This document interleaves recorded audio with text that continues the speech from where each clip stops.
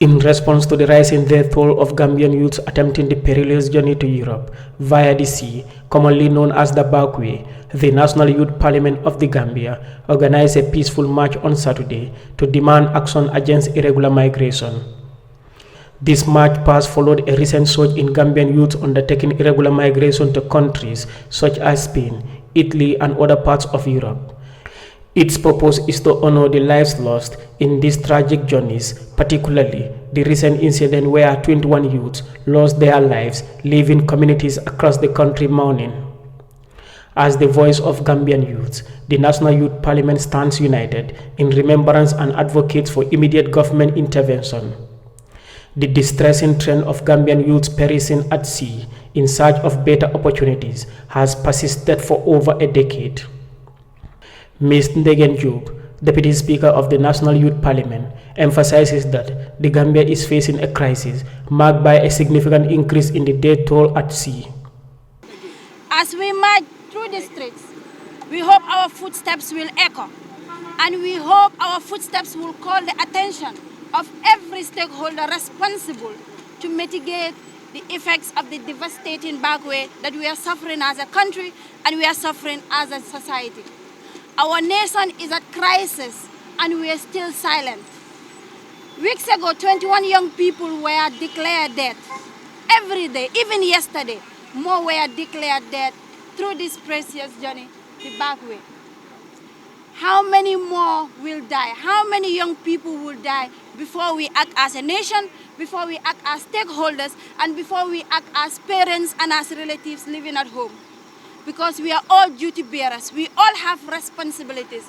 We have responsibilities as young people to make sure we protect ourselves against the backway.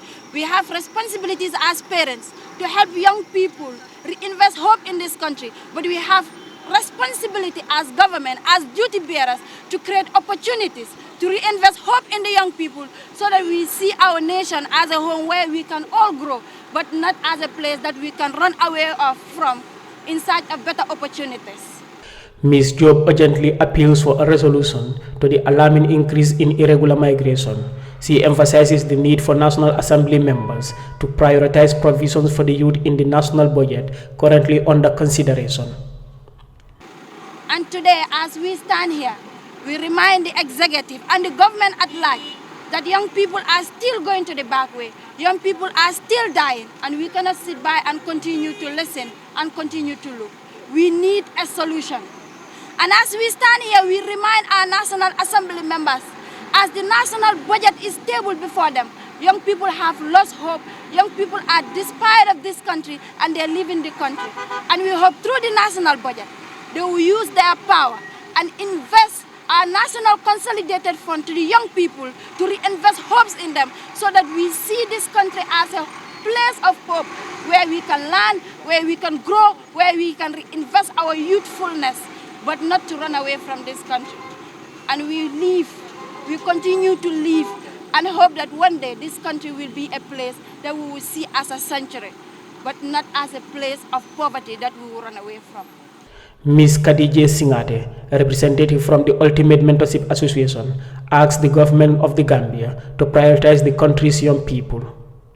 To the government, we call on to you to take measures to support our young people, to provide them sustainable jobs that will help and support them and their families, create more skills centers for the youth, make the young people a priority, and this will be a great step in shaping the future of the young people.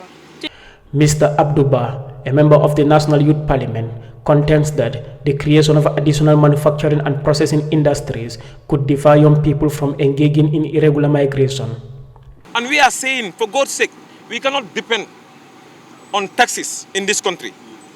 We are calling the government to make sure that they are able to call stakeholders so that we can build manufacturing industries, processing industries.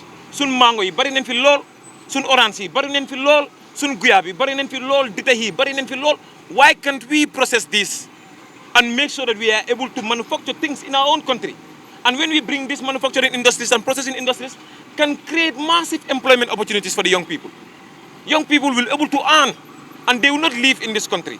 Now, Mahmoud Lamin Bahum, a student at the University of the Gambia, who tragically lost one of his biological brothers to the perilous journey, expresses that the youth are discontent with the country's economic situation. This discontent, he believes, is driving them to embark on dangerous sea voyages, resulting in loss of life. That we are quite not comfortable with the situation and how it is. Not long ago, I also lost my biological brother to this sea, or in this ocean, heading towards Spain. I am sending my deepest condolences to my family, the Bahum family in Bara and Esau.